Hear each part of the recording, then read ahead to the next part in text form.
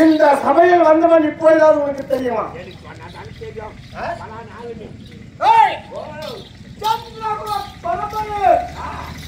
சுந்தரமாக வந்து அவதரித்த பாண்டவரா ராஜனுக்கு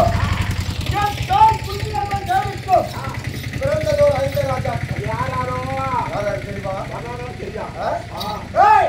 தருமன், பீமன், அர்ஜுனன், நகுல, சகாதேவன் இந்த ஐவரிலே நடு பிறந்தவனாக விளங்கக்கூடிய அர்ஜுனன், பல்குணன்,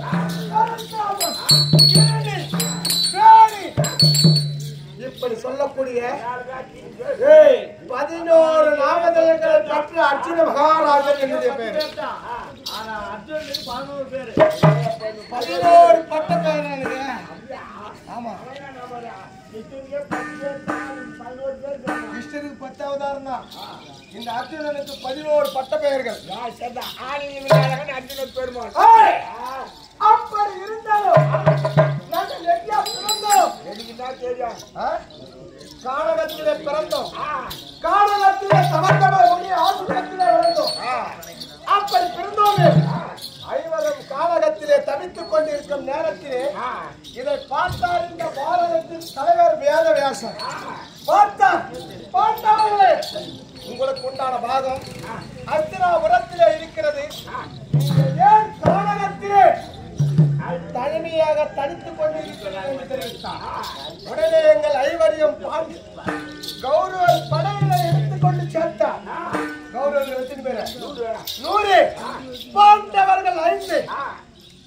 105 பேருமாக ஒற்றுமையாக பாதை சாலையில சென்று கல்வி பயில்வது வழக்கம். அப்படி இருக்கும் நேரத்திலே ஒரு நாள் என்ன செய்தார்?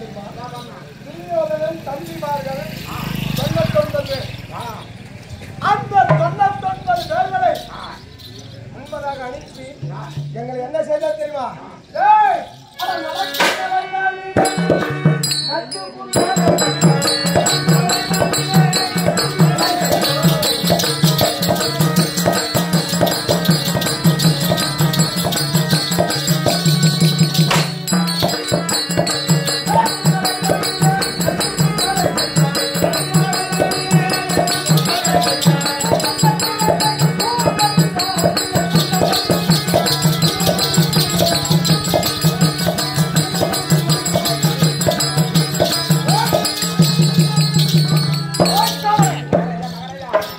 அப்படி எங்கள் பாண்டவரை கொல்ல வேண்டும் என்று எத்தனையோ சதி வேலைகளை செய்தார்கள். எப்படி தெரியுமா? நடக்கின்ற வயதிலே வைத்தார், குளிக்கின்ற குழந்தையிலே கூர்வாச்சி நாட்டினார். நாங்கள் உண்ணக்கூடிய உணவிலே விஷமதை கலந்தார். படுத்துறங்கும் அறையிலே பாம்புகளை விட்டு கடிக்க செய்தார்.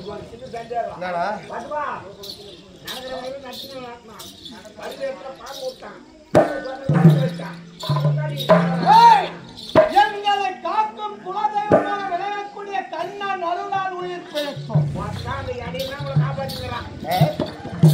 அப்படி இருந்தாலும் இந்த போன்றவர் அனுமதியை கொல்ல முடியவில்லை என்று ஒரு சூழ்நிலை செய்தார். என் அண்ணனிடத்தில் என்ன தெரிவித்தான் தெரியுமா? அண்ணா தர்மநந்தனம் உன்னுடைய தந்தை நாடகத்தில் மறித்து விட்டார் அல்லவா? நாடகத்திலே வக்கர வச்சியாக அலமாதி கொண்டிருக்கிறார். ஆகையால் உன்னுடைய தம்பிமார்கள் நால்வரும் உன்னுடைய தாயாரிய புண்ணியம் நீங்கள் 6 பேருமாக காசிக்கு சென்று பல வேத வேதிகளை கண்டு ஈவச்சடங்குகளை முடித்து வந்தால் உன்னுடைய தந்தை சொர்க்கம் சேருவார் என்று எத்தனித்தார். என்னுடைய அண்ணன் நம்பினார் பேச்சை உடனே எங்களுடைய தாயும் காசிக்கு அழைத்து சென்றார். பல வேத வேதிகளை கண்டோம். என்னுடைய தந்தைக்கு உண்டான சடங்குகளை முடித்து வரக்கூடிய வழியிலே வாரண வரத்திலே அவன் என்ன செய்தால் தெரியுமா?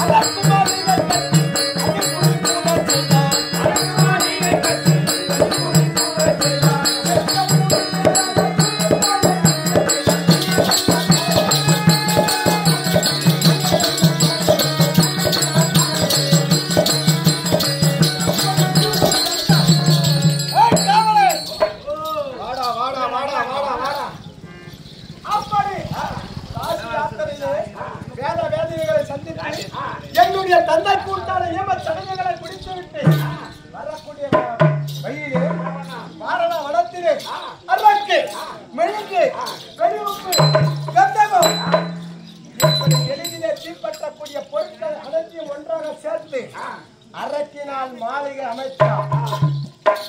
அமாவாசை தினமன்று தன்னுடைய அந்தரங்க மந்திரியாக விளங்கக்கூடிய புரோசனரை விடுத்து எங்கள் 6 வரையும் கொள்வதற்காக நள்ளிரவு நேரத்திலே தீட்டு கொளுத்த செய்தார். இதை அறிந்தார் என்னுடைய அண்ணன் பீமன் குறிப்பை. அந்த மாளிகையில இருக்கக்கூடிய தூண்களை உடைத்த அந்த தூணின் வழியாக தாயும் தம்பி மார்களையும் அண்ணனையும் தூக்கி சென்று அந்த சுரகத்து வழியாக எங்கே சென்றார் தெரியுமா? இடும்பாவனம் சென்றோம். வனத்துக்கு தலைவனாக விளையக்கூடிய இடுமனை கொன்றோம்.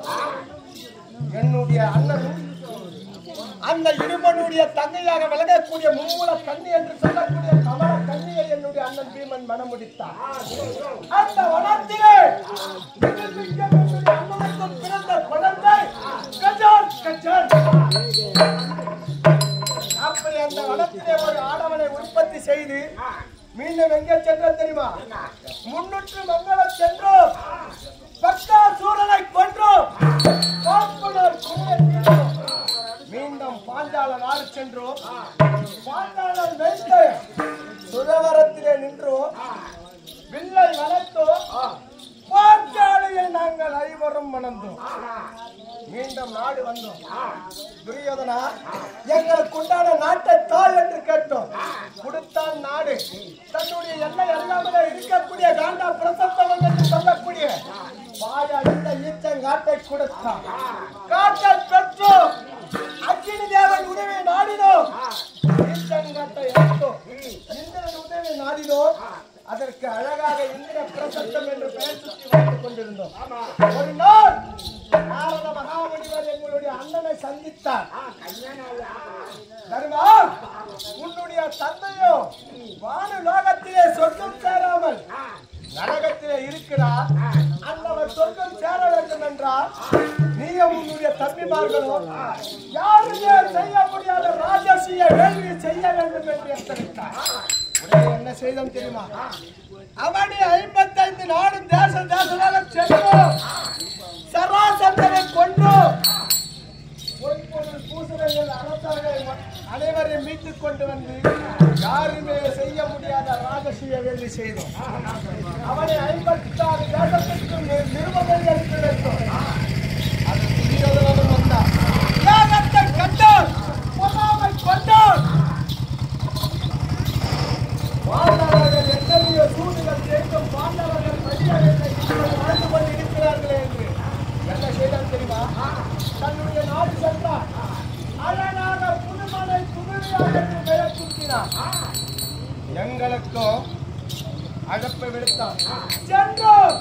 என்னுடைய அண்ணன் கர்மனால் தந்திரமாக சூது ஆட்டத்தை செய்தார். ஆடினோம் சூது. நாடு நகரம் உப்பு சட்டி வருவோடு முதற்கொண்டு பறித்துக் கொண்டு 12 வனம் ஓர் அக்கியாகவாசம் காலகத்திலே பாண்டவர் காலம் தள்ள வேண்டும் என்று உச்சிலிங்க பத்திரம் எழுதி அசோத்தாமன் கரத்திலே கொடுத்தார். 12 முடிந்து 13 அக்கியாகவாசம் கைத்தோ எங்களுக்கு உண்டான வாங்க வேண்டும் அல்லவா? ஆகையால் உறுதியாக முடிவரை தூதாக அனுப்பி வைத்தோம். உடனே என்ன செய்தார் தெரியுமா? துரியோதனன் தன்னுடைய முடிவை தூதாக விடுத்து பாண்டவருக்கு 13 நாள் 13 ஆண்டு வனவாசத்திலே காலம் செய்தார். ஆகையால் வாராகி விட்டது என்று நாடு கொடுக்க முடியாது என்று தெரிவித்து அனுப்பி வைத்தார். மீண்டும் என்ன செய்தால் தெரியுமா? எங்களுக்கு குலதெய்வமாக விளங்கக்கூடிய காக்கும் கடவுளாக விளங்கக்கூடிய கண்ணனை தூதாக அனுப்பி வைத்தோம். கண்ணன் இடத்திலே பாண்டவருக்கு உண்டான பாகத்தை கேட்பதற்காக அண்ணவரை அனுப்பி வைத்தோமே. என்ன செய்தான் தெரியுமா துரியோதனன்? பாண்டவருக்கு ஊசி முறை நாட்டக்கூட இடம் தர முடியாது என்று தெரிவித்ததால் கோபால கண்ணன் 10 8 18 நாள் யுத்தத்திற்கு நான் குறித்து வைத்தார். நேற்றோடு 15 16 நாள் யுத்தம் முடிந்து விட்டது. இன்று நடக்கக்கூடிய யுத்தமோ 17ஆம் நாள் யுத்தம். அந்த கண்ணனை கொள்வேன் என்று ஆதியிலே சபதம் செய்திருக்கிறேன். ஆமா, என்னை கொள்வேன் என்று அந்த கர்ணனும் சபதம் செய்திருக்கிறார். இருந்தாலும் இன்று 17ஆம் நாள் யுத்தத்திலே யாருக்கு எந்த தண்டனை என்று தெரியவில்லை. கண்ணனை நினைத்து தியானித்தார். எனக்கு உண்டான உபாயம்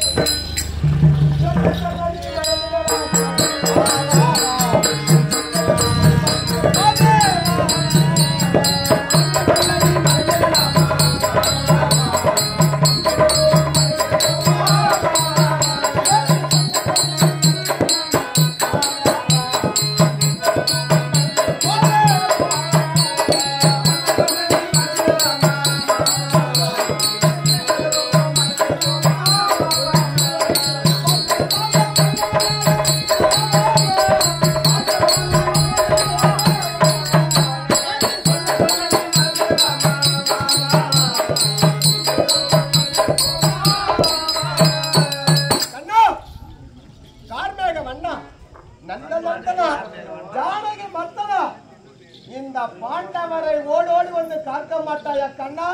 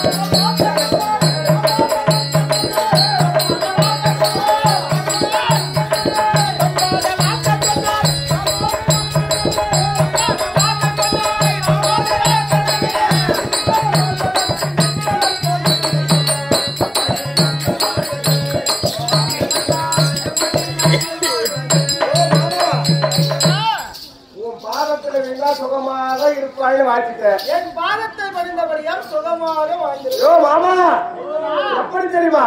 அப்படி துரியோதனால் வஞ்சிக்கப்பட்டு 4 நரகங்கள் இப்படி நடுவோடு முதல் கொண்டு அலட்சியம் போட்டுவிட்டு, ஆமா 12 வருடம் ஓராண்டு அஜ்ஞாதவாசம் கானகத்திலே காலம் கழித்து, பிறகு உன்னை தூதாக அனுப்பி இந்த 10 மற்றும் 18 நாள் யுத்தத்திற்கு நான் வைத்து நேற்றோடு 15, 16ஆம் நாள் யுத்தம் முடிந்து விட்டது. இன்னைக்கு 17ஆம் நாள் யுத்தம். அந்த கர்ணனை கொல்வேன் என்று நான் சபதம் செய்திருக்கிறேன். என்னை கொல்வேன் என்று அந்த கர்ணனும் சபதம் செய்திருக்கிறார். நிலைமையில வந்து சுகமாக வாழ்வீர்கள் என்று தெரிவித்தார். பாதத்தை பணிந்தால் சுகமாக வாழ் என்று எப்படி வாழ்வது மாமா? மாமா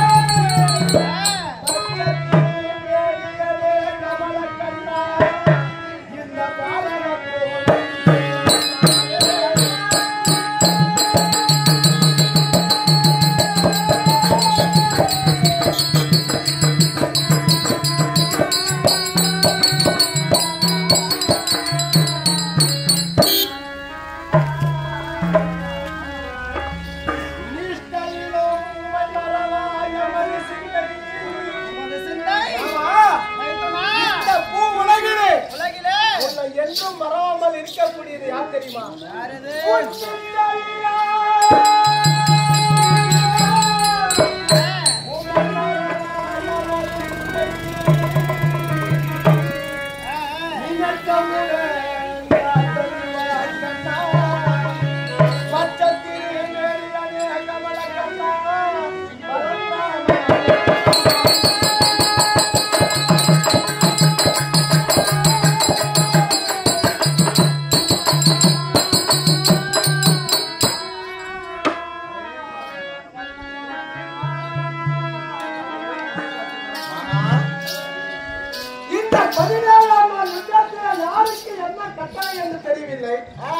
எங்களுக்கு முன்பதாக வரக்கூடிய கண்ணன் நீங்களே காலத்தாமதமாக வந்தார். 17ஆம் நாள் யுத்தத்திலே யாருக்கு என்ன ஆக்கினே என்று தெரியவில்லையா? இதுவரையில் உங்களை இந்த கண்ணன் பாண்டவர்களை காப்பாற்றி வந்தேன். இன்றைக்கு 17ஆவது நாள் யுத்தம். இன்றைக்கு மட்டும் வைத்தனா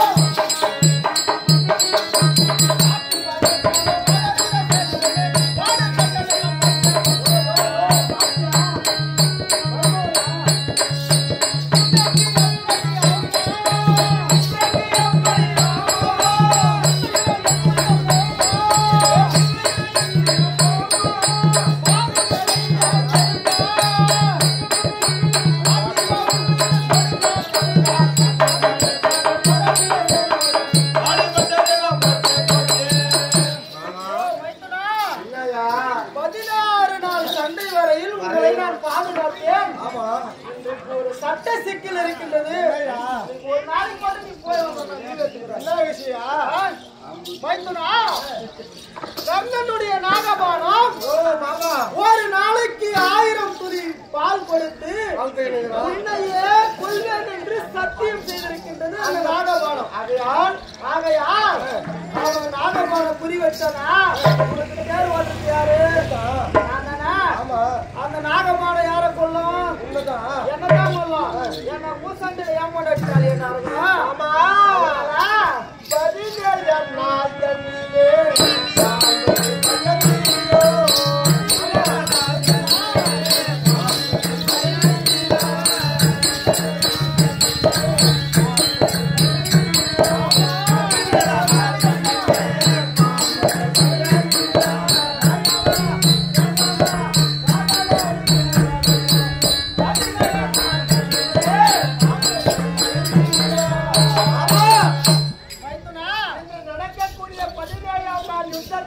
யுத்தத்திலே கண்ணம் கரத்திலே இருக்கக்கூடிய நாகாஸ்திரத்தால் என் உயிர் போகும் என்று தெரிகிறது சொல்றீங்க. ஒரு நாளைக்கு 1000 துளி பால் கொடுத்து வளர்ந்திருக்கின்றார். உடனே கொல்ல வேண்டும். திருப்பால் கடலிலே 1000 சிவம்பரில் ஆதிசேஷனை பற்றி கொண்டிருக்கிறார். ஆமா, அந்த பாம்பு கடிக்கத்தே இந்த ஒரு குட்டி பாம்பு கடிக்க யாரானா? அது 1000 சிரம் கொண்டு எனக்கு பஞ்சனை கொடுக்குது என்றால் அது என்னுடைய சொந்த பாம்பு. அது உன்னையே கொல்வேன் என்று நான்கா பிரதேசத்திலிருந்து தப்பி வந்து கண்ணனிடத்தில் அடைக்கலம் புகுந்திருக்கிறது. உன்னையே கொல்ல வேண்டும். உன்னை கொல்லும் பொருட்டாக அந்த நாகபானம் யாரை கொண்டு என்ன கொள்ளுதா? அத்தான் மக்கள்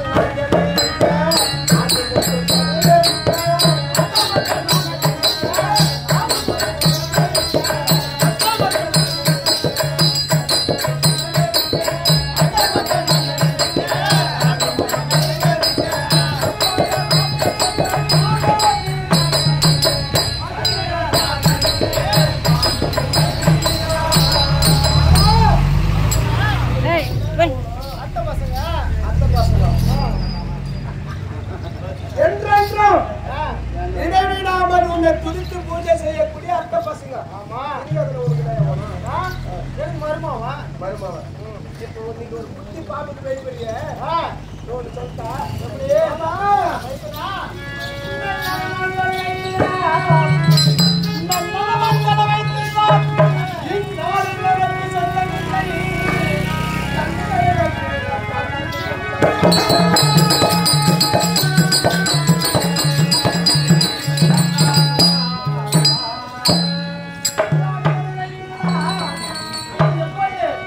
இந்த 18 நாள் யுத்தத்திற்கு நாள் குறித்தாயே. அப்போது என்ன தெரிவித்தால் ஒரு நரபலியை கொடுக்க வேண்டும். அப்படி என்றால் தான் இந்த பாண்டவர்கள் வெற்றி பெறுவார்கள் என்று தெரிவித்தார். இல்லாத நடுவழியில்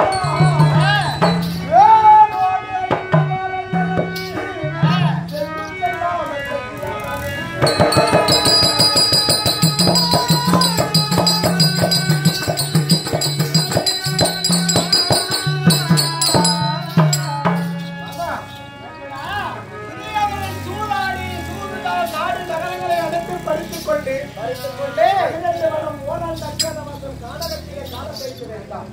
13 முன்னுடைய அருளால் கானகத்திலே கைத்து விட்டீர்கள். தூதாக உன்னை அனுப்பி வைத்தோம். அப்போது என்ன தெரிவித்தாய்? தூதாக சென்று நீ நாட்டை பெற்று வந்தாயா? 10 மற்றும் 18 நாள் யுத்தத்திற்கு நாள் குறித்து வந்தாய். அப்படி 10 மற்றும் 18 நாள் யுத்தத்திற்கு நாள் குறித்து வந்தாயே. இந்த 18 நாள் யுத்தத்தில் பாண்டவர்கள் ஜெயிக்க வேண்டும் என்றால் 32 அங்கலட்சணம் பொருத்திய ஒரு நர மனிதனை பலி கொடுக்க வேண்டும் என்று தெரிவித்தார். ஏயா, இந்த உலகிலே 32 அங்கலட்சணம் ஆமா 5 பேரு யாரா தெரியுமா? என்னுடைய மகன் அறவோர், 3வது நீ, 4வது சல்லியன், 5வது துரியோதனன், பட்டத்தியாரு. இந்த 5 பேர் தான் 32 அங்கலட்சணம் படித்தவர்கள். அப்போது நீ என்ன தெரிவித்தார்? நல்லறவன் தலை வைத்திருந்தா இந்நாளில் நமக்கு சொந்தமில்லை. ஏனென்றால் துரியோதனுக்கு கடவுளுக்கு வரும் சத்தியம் மட்டும் அரவான். அவன் வரமாட்டான் என்று தெரிவித்தான். தன்மையினை வைத்திடலாம். அவனும் சேர்ந்து விட்டான் துரியோதனன் படையிலே என்று தெரிவித்தான். ஒருவேளை சோற்றுக்காக தன்னியனும் துரியோதனன் படையிலே சென்று அடைந்து விட்டான். வில்லாளி தடை வைத்திடலாம். யாரு மாமா? இந்த வில்லாளி தடை வைத்திடலாம். வேரோடு ஐந்திருவார் ஐவர் என்று இந்த அர்ஜுனனை கொன்றால் கொண்ட பாண்டவர் ஐவர் தலைக்கு தானாகவே மடித்து விடுவார்கள் என்று செல்லும் செல்லாமல் செட்டியார் நான் இருக்கிறேன் என்றார். அன்னைக்கு உங்க கடவுளை கொடுத்திருந்தா என்ன கொண்டாட்டி 1000 பேர் தாடி எடுத்துருப்பாங்கல்ல, அன்னைக்கு உயிர் போவாதையா?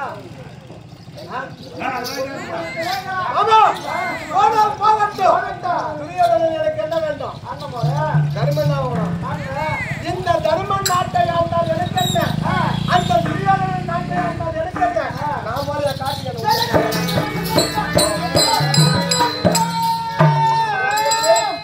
நீ போகவும் வேண்டாம், மதிகுலம் அதிகம் உனக்கு ஆபத்து வருவேன்.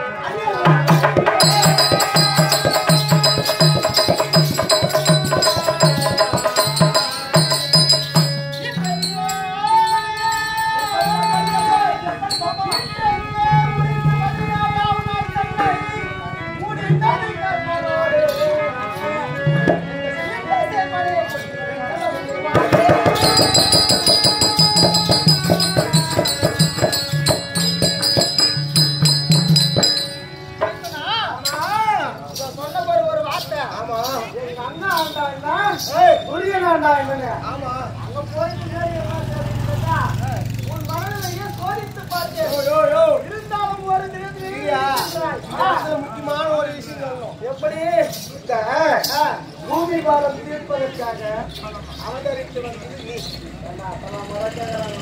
மாமா, இந்த பூமி பாரத்தை தீர்க்க வேண்டும் என்றால் முன்னாலே என்னாலும் தான் முடியும், வேற யாராலும் முடியாது. இருவரும் இந்த பூமி பாரத்தை தீர்ப்பதற்காக வந்திருக்கிறோம். அழகாக சொல்ல வேண்டும்.